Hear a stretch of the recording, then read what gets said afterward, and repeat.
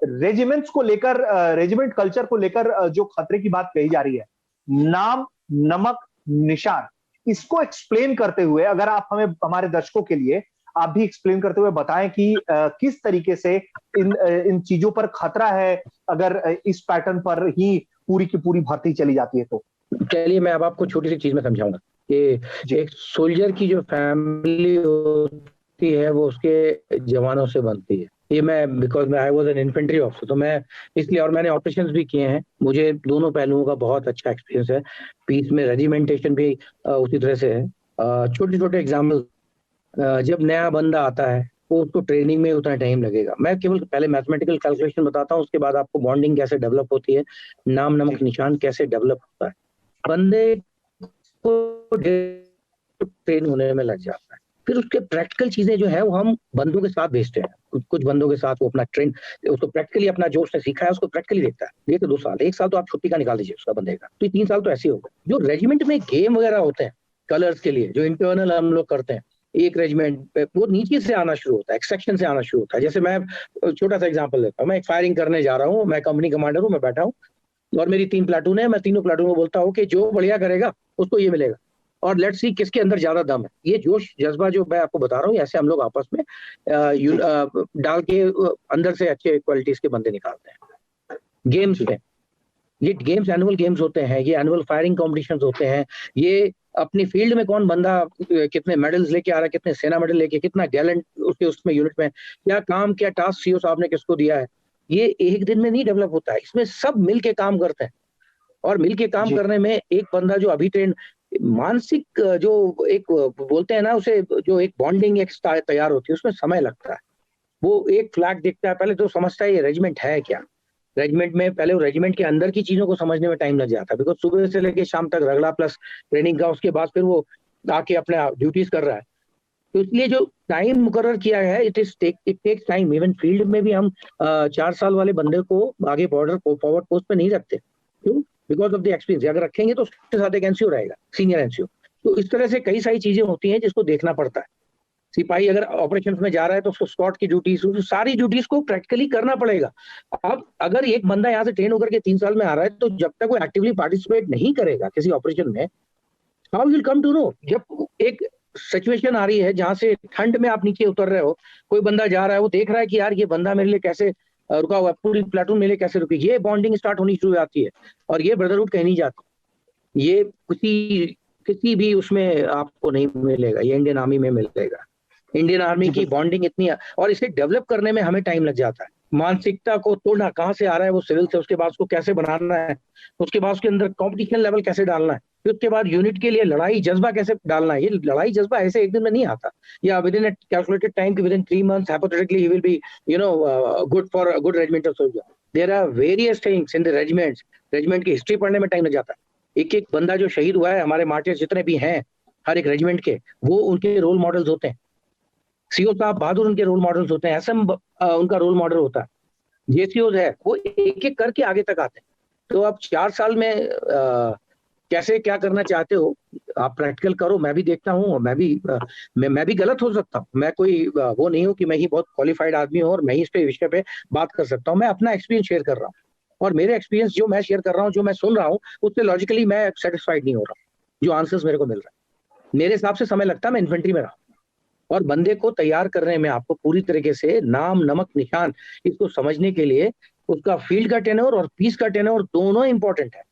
Piece में उसका game competition, घातक कंपटीशन, दौड़ का कंपटीशन, किस तरह से भागना है, किस तरह अपने लड़के को छोड़ना नहीं है, लेके आना है, प्लस उसी का एप्लीकेबिलिटी इन द फील्ड, कि किस तरह ऑपरेशन के बीच में अगर मेरा बंदा गया है तो छोड़ के नहीं आना है, या लड़ाई में किस तरह से आगे अपने बंदे को उठा के लाना है, कैजुअलिटी इवैक्यूएशन, किस तरह से ऑपरेशन को एक साथ तालमेल बनाना है, ड्रिल कैसी होगी कि मेरी आंखों के इशारे से पता लग जाएगा कि अब फायर खोलना है। ये सब प्रैक्टिस चलती है फील्ड में। इस तरह नहीं बनाया हुआ है 2-2.5 साल आप पीस में रहिए फिर उसके बाद फील्ड में जाइए। और फील्ड में peace is very difficult than field, क्योंकि पीस में आप ट्रेनिंग कर रहे होते हो, it's the toughest time for the soldier. ये सारी छोटे छोटे चीजें हैं जो हमारे जैसे छोटे ऑफिसर्स बता सकते हैं। बड़े ऑफिसर टॉप ऑफिशियल डिस्कशन करेंगे और डिसीजन लेंगे तो उनके ऊपर है, बट हमारे हिसाब से तो ये प्रॉब्लम है, और हर जगह प्रॉब्लम है। I have contacted many officers, कई सारे ऑफिसर्स ने मेरे को भी कॉन्टेक्ट किया जी। बट फौज में हम क्या करते हैं, जो हुक्म मिला है हम उसे फॉलो करेंगे। तो बिल्कुल। कसम से पूरी की पूरी उनकी कसम खाई हुई है। I will also respect there decision, but अंदर से मलाल तो रहता है ना। आप डिसीजन लोगे, आपने क्या होमवर्क किया नीचे से, आपने किससे पूछा है, किस सीईओ से पूछा है, जरा लेके आइए सामने पब्लिक के। ये डिसीजन जो आजकल के हो रहे हैं ऊपर बैठ करके आर्बिट्री, मैं बता नहीं सकता। पहले होता था बिल्कुल। फॉर्मल, कोई पॉलिसी भी बनती थी ना, वो नीचे से आती थी, सीईओ वगैरह से चुनते हुए फिर बिल्कुल ऊपर आती थी। अभी टॉप टू डाउन आ रही है, which is wrong. Why we are a जी। special class? Why we are called as a special class? हम एक पागल टाइप के आदमी होते हैं जिनका जुनून और चीजें अलग होती हैं, वो इनसे नहीं मिलेगा बाकी नॉर्मल बंदे से। और हर एक आदमी जो बाहर से आता है उसको हमें अपनी तरह से पागल बनाना पड़ता है। जी अगर पागल नहीं होंगे ना तो आप 10 बार सोचोगे फायर करने से पहले। बिल्कुल। That is why I am using this word. ये जुनून है एक्चुअली देशभक्ति का। बिल्कुल। बिल्कुल। तो उसके लिए टाइम लगता है। हम एक नॉर्मल आदमी को अपने क्लास में ला रहे हैं, और क्लास में लाने के बाद जुनून डाल रहे हैं, ताकि उसके अंदर से डर निकल जाए पहली चीज, और हिम्मत रहे, और उसको मालूम है कि ये तिरंगा, उसकी यूनिट का झंडा, उसकी कंपनी का झंडा, ये सारे झंडों की इज्जत कैसे करनी है, और जान देनी है तो जान दे देनी है, रुकना नहीं है, सोचना नहीं है एक बार। तो ये सारी चीजें पैट्रियोटिज्म की जो है, ये बच्चों में जल्दी आती है। 17 साल में बच्चा जो होता है कच्चा घड़ा होता है, वो इन्फ्लुएंस नहीं होती, तो उसको धीरे धीरे धीरे धीरे अब आजकल और टफ हो गया है। आजकल व्हाट्सएप इंडस्ट्री चल रही है, बच्चा इलेक्ट्रॉनिक मोड पे ज्यादा रहता है, तो उसको वापस लाने के लिए किस तरह से उसको हमें अपनी तरफ लाना है, खींच के किस तरह ट्रेन करना है, it is more difficult than the earlier times में तो कुछ होता नहीं था। आपको तो इस समय ज्यादा मौका देना चाहिए भाई ने। कोई भी बंदा आ रहा है जो स्मार्टफोन के साथ में आ रहा है, उसको हर चीज मालूम, पढ़ी लिखी। आप बोलो मॉडर्न टेक्नोलॉजी आ रही, पता नहीं, मुझे मतलब ना इस पे कभी बैठ करके, मैं ये विषय नहीं आज का, बट मैं बैठ करके इस पे काफी बात करना चाहता हूँ किस तरह का जी बिल्कुल टेक्नोलॉजी है। And with due respect to all the seniors whoever has it, but I am not with them in this context. बिल्कुल। बिल्कुल It's a बिल्कुल। good सोच अच्छी है, लेकिन अगर आप इस सोच से देना चाह रहे हो तो 20% लेना चाह रहे हो, डिफेंस कम करना चाह रहे हो, उसको प्रैक्टिकली 4 साल देख लो आप कि कुछ फर्क पड़ता है। रेशियो होता है किलिंग का भी, ऊपर नीचे में कितने बंदे और कितना बड़ा बॉर्डर है, उसको कैसे करना है, वो दोनों चीजें आपको ध्यान में रखनी पड़ेंगी। उसको ध्यान में रख लेना। आप 4 साल आप एक्सपीरियंस करना चाहते हो करो, लेकिन 4 साल ये खिलवाड़ जो यूथ के साथ है ये बर्दाश्त नहीं है, ठीक नहीं है। आपको एक्सपेरिमेंट करना है, you can go head with that, but आपका एम क्या है? सारे इंडियंस को सोल्जर, अगर वो चाहते हैं कि ट्रेनिंग करना है और सबको एक बार फोर्स में आना है, तो इससे बेटर ऑप्शन आपने अग्निवीर के साथ लगा दीजिए कि भाई सारे clerk, government, civil servant, everyone will have go through this recruitment procedure and come back. चलो ठीक है, नहीं आते तो उनका फिर रिलैक्सेशन में इनको बढ़ा दीजिए रिलैक्सेशन। अगले आदमी को ये मालूम होगा कि 50% मिलेगा अगर मैं इधर से आता हूँ। मेरे हिसाब से तो आप नीचे से आपको ये सीएपीएफ पैरामिलिट्री फोर्सेस इसमें लागू करना चाहिए, उसके बाद आप उसको फौज में, क्योंकि छोटी मोटी चीजों से उसको एक दायरा मिल जाता है। पैरामिलिट्री के बाद में आप इधर ले आइए, वो ज्यादा बेटर है, हमें भी थोड़ा कम समय लगेगा ट्रेन करने में। और फोर्सेस सारी अच्छी काम कर रही है, कोई ऐसा फोर्स नहीं है जो सीआईएसएफ हो या अपना सीआरपीएफ हो, बीएसएफ हो, everybody is working.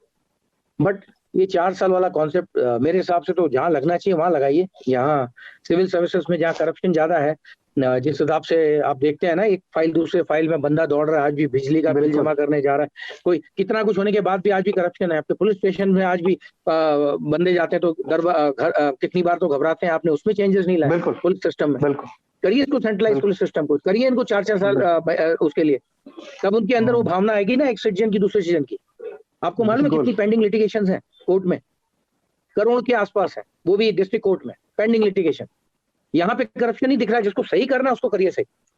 Police system जहाँ पे, जुडिशियल सिस्टम जहाँ पे लिटिगेशन बढ़ती जा रही है, these are the areas, gray areas where you have to concentrate rather than the organization which has never failed the nation, उसको पकड़ लिया आपने जस्ट बिकॉज। मेरे को जो लगता है वो यही है, पैसे बचाने हैं।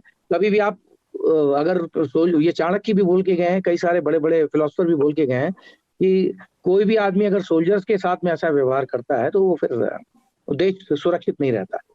इसमें कई सारी चीजें, यू नेवर नो। ट्रेंड बंदों को जा करके नौकरी नहीं मिल रही है तो नेक्सलिस्ट और आपके ये मिलिटेंट्स जो दूसरे जेएनके में आ रहे हैं, इनको तो और मौका मिल जाएगा। कई सारी चीजें हैं, इन सब पे ध्यान देना जरूरी है। प्रैक्टिकल ग्राउंड पे आने के बाद में हवा में बात करने से नहीं चलेगा। तो ये है मेरा कहना। इसमें लोगों को बुरा भी लगेगा, थोड़े लोगों को परेशानी भी होगी, मुझे कोई फर्क नहीं पड़ता। जी नहीं, जी, बिल्कुल बिल्कुल बिल्कुल, नहीं नहीं, आप बहुत वैलिड पॉइंट आपने।